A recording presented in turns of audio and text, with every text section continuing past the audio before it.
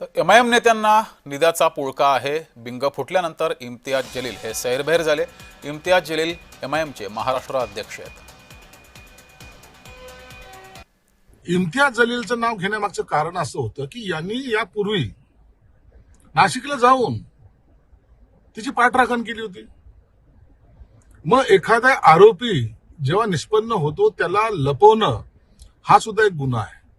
हा गुन्हा इम्तियाज जलील आणि त्या एमआयएम पार्टीच्या लोकांनी केलेला आहे. पोलिसांनी आपली पूर्ण ताकद या आरोपीच्या मागे लावली पाहिजे.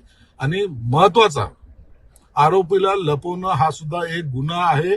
याच्यामध्ये इम्तियाज जलील आणि त्यांच्या सहकाऱ्यांना सह आरोपी हे केलंच पाहिजे.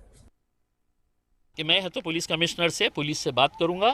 मैं है तो हमारे लोगों को जिसके ऊपर एफआईआर रजिस्टर हुई है करके मुझे बताया गया है, मैं अभी बंबई से आ रहा हूं, तो मैं है तो पूरा पता करके है तो उसके ऊपर आरोपी आणि ऑफेंडर जे क्रिमिनल आहे त्यांच्यामध्ये फरक असतं.